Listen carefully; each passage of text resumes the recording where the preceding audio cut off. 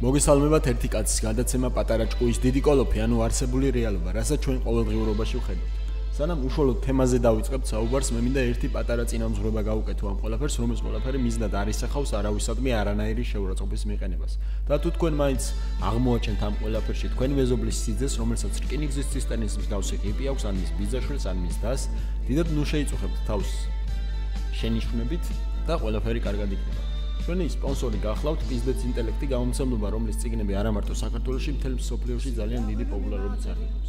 ეს ვებსაიტში გავრცელდა ინფორმაცია, რომ 12 წლის გოგონა, რომელიც ჩვენ დაკარგული გოგონა, თურმე გათხოვდა. მე ბედნიერებას უსურვებ ამბობს და მის მეუღლეს უსურვებ, რომ ყოველთვის ჰქონდეს იმის საშუალება, რომ მისი მეუღლისათვის იყიდოს მიკი მაუსის დისკები, ან ასე შემდეგ. როგორც მივხვდით, ჩვენი დღევანდელი თემა არის ურთიერთობები. ურთიერთობა, როგორც წესი, თავიდან იწყება მოწონებით. მოწონებისათვის ჩვენი სპონსორი პიზდეც ინტელექტი გთავაზობთ წიგნს 50 ფლირტი, რომელთაც გოგო უნდა შეიაბა სანამ ცოცხალი ხარ. თუ თქვენ ამ ყველაფერს თეორიულად დაამხეცებთ, ესე რომ ვთქვათ, მაშინ ამ ყველაფრის პრაქტიკაში რეალიზება არ გაგიჭირდებათ და შესაბამისად თუ თქვენ დაამატებთ რჩეულს Facebook-ზე, დაიწყებთ უკვე ამ ყველაფრის პრაქტიკაში განხორციელებას.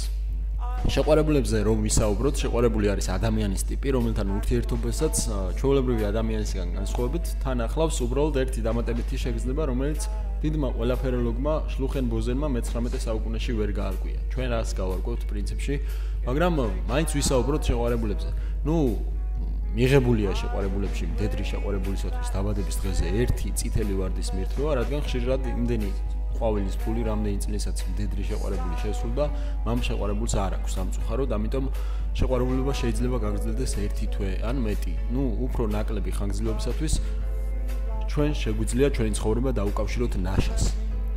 სოციალური ქსელი და შეყვარებულობა, ანუ ეს ურთიერთობა პრინციპში ჯაჭვური რეაქციასავით არიან ერთმანეთთან და შეყვარებულებს ოდისგანვე ეკრძალებოდათ Facebook-ზე ერთმანეთისთვის პერსონალური მესიჯების მიწერა, ანუ inbox-ში მიწერა, ამიტომ ისინი იძულებულები არიან ერთმანეთს მოლის საშუალებით საჯაროდ ეკონტაქტონ.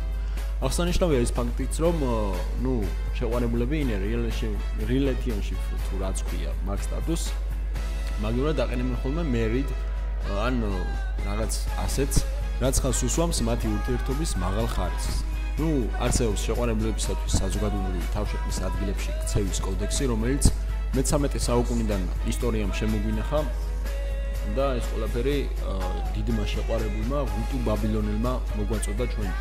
აუცილებელია შეყვარებულთან ახლოს დგომა, ხელჩაკიდებული სიარული, კოცდა სასურველია, კოცდასთან ახლდეს წკაპუნი. ტურჩების, რა თქმა უნდა, განსაკუთრებით თამამი შეყვარებულობის შემთხვევაში უკანა ჯიბეში ხელის ჩაყოფა და საჯდომზე მოფერება, ან უკანასკნელი ჟესტით შეყვარებულები საზოგადოებას ამცნობენ, რომ ისინი ძალიან მალე აპირებენ ოჯახის შექმნას. ოჯახის შექმნაზე ჩვენ რა თქმა უნდა ვისაუბრებთ. მეორე წესი გახლავთ მამრებს, როგორც წესი შეყვარებულთან ერთად ზეინობის დროს უფრო ეტანებიან აგრესიული მათხოვრები. ჩვენს ქალაქში ესენი ძალიან მომრავლდნენ, ამიტომ მამრი იძულებულია ასეთ დღეებში სახლიდან მეტი ხურდაფულით გამოვიდეს, რომ შეყვარებულთან არ შერცხვეს და ყველას უბოძოს წყალობა.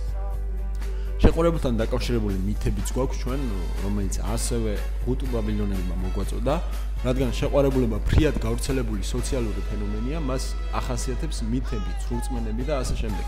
მაგალითად, ნათქვამია, რომ თუ საკუთარი ქორწილი დაგესიზმრა, შეყვარებულს დაშორდება. ასევე ცნობილი ფაქტია, რომ შეყვარებულის მიერ საწინააღმდეგო სქესის წარმომადგენლის გაცნობა ღალატს მოასწავებს. შეყვარებულებს ხანდახან ახასიათებთ რომანტიულობა. ასეთ შემთხვევაში ისინი თავგამოდებით ამტკიცებენ, რომ ერთი ნახვით შეუყვარდათ ერთმანეთს და სიცოცხლის ბოლომდე ერთად იქნებიან და ასე შემდეგ. ასეთ დროს ტვინში მიმდინარე ქიმიურ პროცესებს უკეთ შესაძლებლად ჩვენ შეგვიძლია ვიხილოთ დამატებითი ინფორმაცია, რომელსაც პიზდეც ინტელექტი შემოგთავაზებთ რამდენიმე დღეში. იქნება პრეზენტაცია სხვადასხვა. რომელიმე პარკში.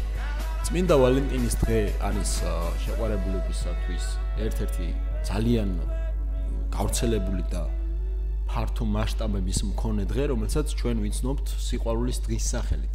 კათოლიკური დღესასწაულია, რომელიც 14 თებერვალს აღინიშნება, მაგრამ ამ დღეს თითქმის მთელი მსოფლიო აღნიშნავს და მათი შეყვარებულები, ანუ მთელი მსოფლიოს შეყვარებულები აღნიშნავენ სიყვარულის დღეს. სიყვარულის დღეს რაც შეეხება, არსებობს ორი კატეგორია შეყვარებულების, forever alone-ები და როგორც წეგან აღნიშნეთ, Facebook შეყვარებულები.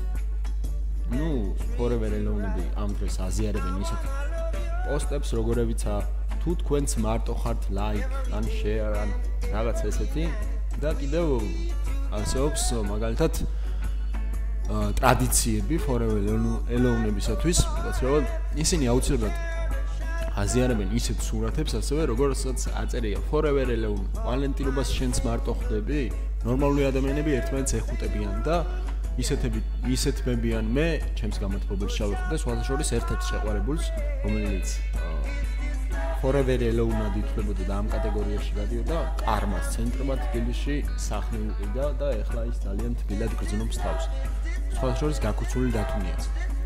საბედნიეროდ ისეთი საინტერესო ქვეყანაში როგორც საქართველო არსებობენ ისეთი ახალგაზრდა წყვილებიც, რომლებიც ვალენტინობას მხოლოდ მილოცვით აღნიშნავენ. სხვა ჩვეულებრივ დღეებში ძასაობენ და არ სჭირდებათ გოგოებს ვარდები იმისათვის, რომ შეყვარებულს უბრალოდ აკოცონ მაინც. და არსებობს ისეთი ელოვნები, რომლებიც ჩუმად არიან ამ დღეს და სულაც არ იმღმებიან სხვისი ბედნიერებით. მივესალმები მათ.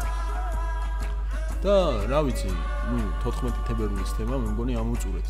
არა, ხო, მამრებზე რო ვისაუბროთ, 14 თებერვალს აუცილებელია ისევ ერთი ცალი ვარდის მიღწევა, რომელსაც ჩვენ თბილისში შევხვდებით ახმეტელის მეტროს მიმდებარე ტერიტორიაზე, ან ვაგზალზე არსებობს ასევე თავისუფლების ქვემოთ, მაგრამ იქ ძვირია, ამიტომ არ გიჩვენთ მაინც. და თუ თქვენ ამ ყველაფერს კარგად გაივლით, უკვე თქვენ შესაძლებლობა გაქვს ნებისმიერ პარკში ეზასაოთ შეყვარებულს.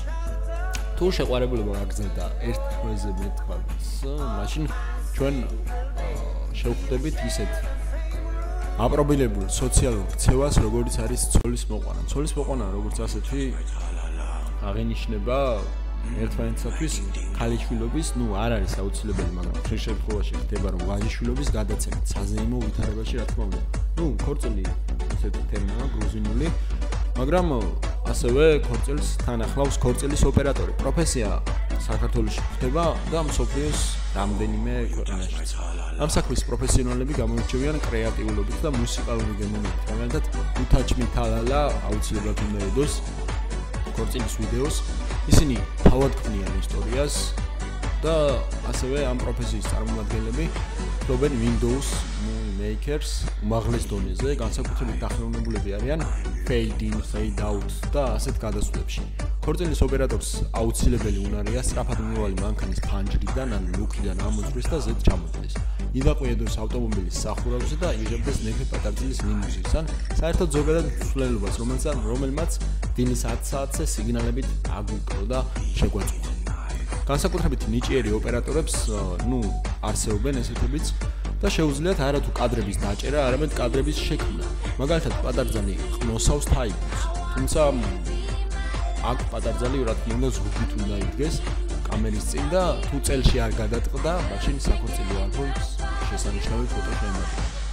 მუსიკალური გემოვნება როგორც ასეთი ძალიან კარგი აქვს ქორწილის ოპერატორებს, ამიტომ ისინი ხშირად ადებენ ისეთ soundtrack-ებს, როგორებიც არის უთაჩმი თალალა და როგორც ერთი მითი ამის შესახებ, ქორწილის ოპერატორის შესახებ გვამცნობს, ეს რომ დაადო ძალიან fashion შეყვარებულობის ქორწილს, ის პატარძლის და სიძის ძმებმა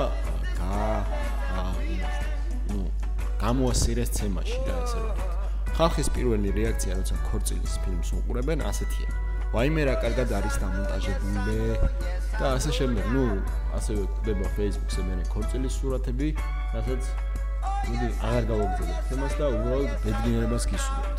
არ ვებრძანდებოდეთ. ეს იყო ჩვენი გადაცემა პატარა ჭკუის დიდი კოლოფი.